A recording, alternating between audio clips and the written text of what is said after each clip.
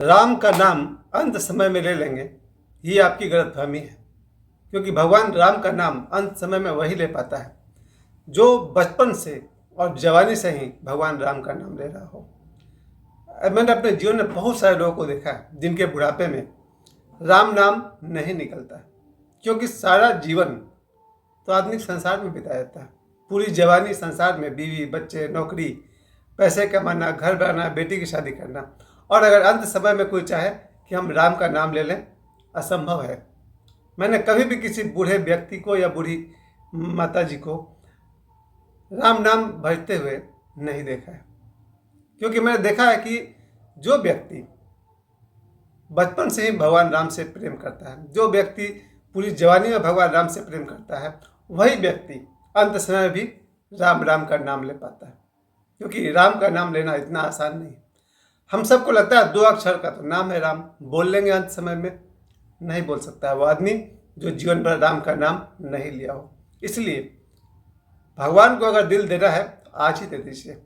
मोहन मुरलीधर को दिल देना है तो आज ही दे दीजिए, क्योंकि बुढ़ापे में दिल देंगे ऐसा मैंने सुना नहीं है। कभी किसी बूढ़े व्यक्ति ने ये नहीं कहा कि चलो मैंने भगवान कृष्ण को अपना दिल दे दिया। मुश्किल है। भगवान कृष्ण को दिल वही देते हैं जो बिल्कुल जवान होते हैं या फिर बच्चे होते हैं। कोई बूढ़ा व्यक्ति भगवान कृष्ण से अनुराग कर ले, बहुत असंभव है। क्योंकि भगवान कृष्ण लाडले हैं नौजवानों के और बच्चों के। आजकल छोटे छोटे बच्चे 5 साल के, 7 साल के, वो भी राधे राधे बोलना पसंद करते हैं। आई लव कृष्णा बहुत आसान है बोलना, क्योंकि भगवान कृष्ण को देखकर ही लगता है कि ये व्यक्ति दोस्त बनाने लायक है, प्रेमी बनाने लायक है, प्रेमिका बनाने लायक है, पति बनाने लायक है। लेकिन भगवान शिव को देखकर कभी आपके मन में हुआ कि मैंने भगवान शिव को अपना दिल दे दिया? जरा सोच कर देखिएगा। मैंने अपने जीवन भर में किसी को ये कहते नहीं सुना है कि मैंने काशी विश्वनाथ भगवान को अपना दिल दे दिया, या कोई ये कहे कि महाकालेश्वर भगवान महादेव को मैंने दिल दे दिया। बहुत मुश्किल है। भगवान शिव को देख करके कोई आदमी कह दे कि मैं केदारनाथ भगवान को अपना दिल दे दिया, नहीं कह सकता है कोई। भगवान शिव का इमेज इतना बड़ा है, इतना विशाल है कि कभी कोई हिम्मत नहीं कर सकता कि मैंने भगवान शिव को अपना दिल दे दिया। लेकिन भगवान कृष्ण को सबको प्रेम हो जाता है। आज मैं दिन भर भजन सुन रहा था, मुरलीधर मोहन हम तुझको अपना दिल दे बैठे। बिल्कुल ठीक है, खुद हम अपना दिल दे बैठे। बचपन में ही बहुत कम उम्र में 7 साल 8 साल की उम्र में हम भगवान कृष्ण को अपना दिल दे बैठे। फिर जैसे जैसे बड़े हुए हमारा प्यार बढ़ता चला गया। मेरा भगवान श्री कृष्ण से प्यार इतना बढ़ते चला गया कि जब मैंने 7 साल की उम्र में मंच पर भगवान श्री कृष्ण का रोल किया था अपने स्कूल लाइफ में कतरास में, उसके बाद मुझे पुरस्कार के रूप में भगवान श्री कृष्ण एक पुस्तक मिला था। फिर जब हम लोग पाथर दिया गया क्लास 6 के आगे बढ़ते बढ़ते हम लोग को गीता का श्लोक मिलना शुरू हो गया। क्लास 10 तक आते आते तो मैंने गीता खरीद लिया। तब दाम था 2 रुपया।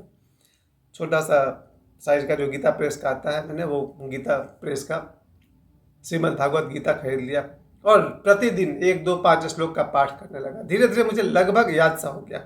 पूरे 18 अध्याय के किसी भी श्लोक को पढ़ता हूँ तो मुझे लगता है ये मेरा पढ़ा हुआ है। आज सुबह भी, सुबह उठने के बाद जब मैं अपने मेडिटेशन पूरा करने के बाद, ध्यान पूरा करने के बाद पाठ करता हूँ तो श्रीमद् भागवत महापुराण का पाठ करता हूँ। फिर दिन में श्रीमद् भागवत महापुराण का पाठ 2 पेज करता हूँ, यानी लगभग 20 श्लोक पढ़ता हूँ।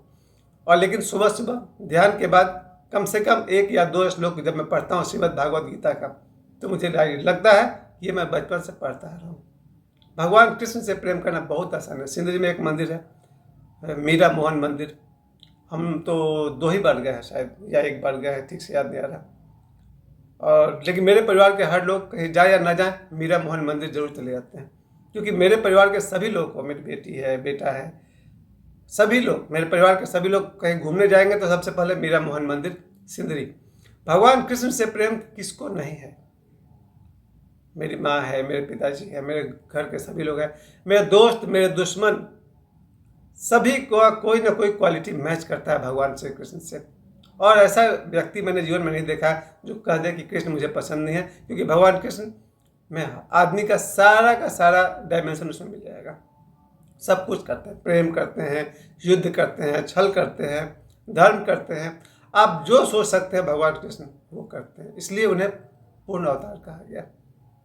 अब असली बात तो यही है, भगवान कृष्ण से प्रेम करना हो तो बचपन से कर बैठो। भगवान कृष्ण को दिल देना है, बचपन में ही दे बैठो। देर हो गई है तो अब दे दो, अभी दे दो। लेकिन असलियत बात तो यही है कि जिन लोगों में 1 से 7 साल के बीच में जो बीज संस्कार पड़ेंगे वही जीवन में फलेंगे फूलेंगे। अगर कोई बच्चा या कोई बच्ची 1 से 7 साल के बीच में उसे अगर भगवत प्रेम नहीं हुआ, भगवान श्री कृष्ण से प्रेम नहीं हुआ, भगवान शिव भगवान राम से प्रेम नहीं हुआ, तो 7 वर्ष के बाद थोड़ा मुश्किल है, क्योंकि आदमी बुद्धिमान हो जाता है, इंटेलिजेंट हो जाता है और फिर वो अपने लाभ हानि की बात सोचने लगता है। खैर जो भी है, मैं तो यही कहूँगा कि जीवन सफल उनका होता है जिनका बुढ़ापा सुंदर होता हो, जिनका अंत सुंदर होता है, और अंत सुंदर सिर्फ उसका होता है जिसका पूरा जीवन सुंदर होता है। हम सब जो कोई भी आज देख रहे हैं, अभी कल परसों एक 40 वर्ष का युवा इस दुनिया से चल बसा। कल की बात कर रहा हूँ, परसों की बात कर रहा हूँ मैं। 40 वर्ष का युवा मेरे बचपन का लगभग मित्र के समान चला गया इस दुनिया से। इसलिए कह रहा हूँ कि ये इंतजार ही मत कीजिए कि फिर बुढ़ापा आएगा तो राम का नाम ले लेंगे। असंभव है। जो कोई भी मेरे इस वीडियो को देख रहा है वो समझ जाइए कि जीवन के अंतिम दिनों में और अंतिम क्षण में आप राम का नाम ले लेंगे, असंभव है। सिर्फ तब संभव है जब आप अभी से भगवान राम का नाम लेंगे। पर आप ये भी कहेंगे इस वैज्ञानिक युग में मैं क्यों राम का नाम लूँ? अपना काम करेंगे, बात खत्म हो गई। अच्छे अच्छे कर्म करेंगे, बात खत्म हो गई। हाँ, दोनों एक ही बात है। अच्छे कर्म करना और भगवान का नाम लेना दोनों एक ही बात है। दो में से एक भी करेंगे तो चल जाएगा। अगर कोई व्यक्ति अच्छे कर्म कर सकता है फिर उसे अलग से भगवान राम का नाम लेने की जरूरत नहीं है। लेकिन हम भगवान का नाम लेते क्यों हैं? क्योंकि जिन ऋषियों ने आज तक रिसर्च किया है, उन ऋषियों ने इस बात को खोजा है कि हमारे आसपास अच्छी आत्माएं, बुरी आत्माएं, देवता, भूत, प्रेत सभी रहते हैं। जो व्यक्ति समय समय पर उसे वो जो अदृश्य आत्माएं हैं उसको प्रभावित करती है। अगर कोई आदमी को बुरी आत्मा प्रभावित करती है तो गाली गलौज, शराब पीना और बुरे आचरण में पड़ जाता है।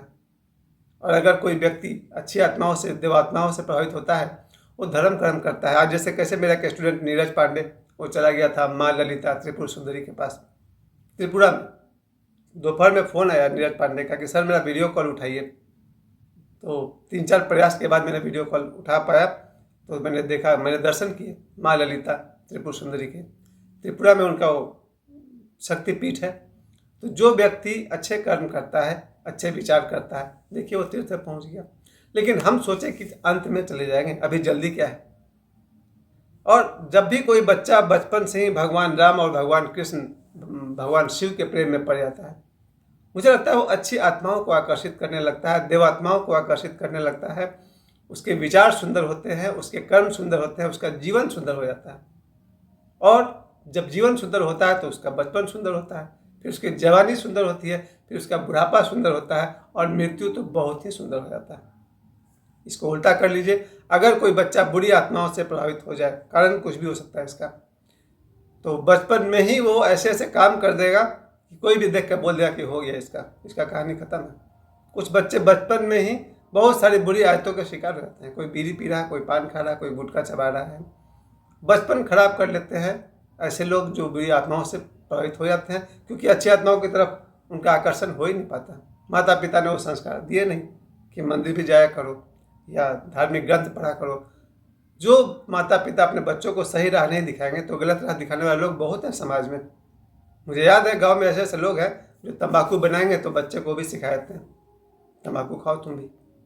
तो अगर माँ बाप अच्छी बात नहीं सिखाएंगे बच्चे को तो बुरी बात सिखाने के लिए पूरा समाज बैठा हुआ है।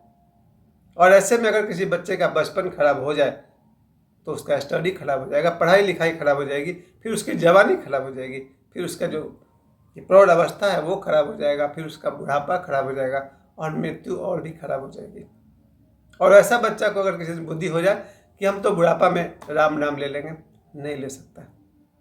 बुढ़ापे में राम नाम सिर्फ वही ले पाएगा जो जीवन भर राम का नाम लिया है।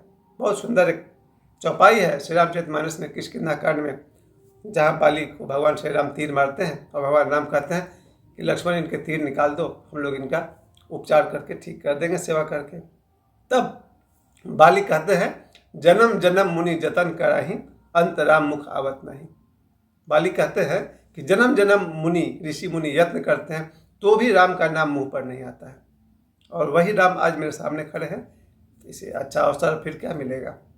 मतलब यही निकला कि अंत में राम का नाम ले लेंगे, इस गलतफहमी में मत रहिए। अंत में राम का नाम वही ले पाएगा जो जीवन भर भगवान राम का नाम लिया है।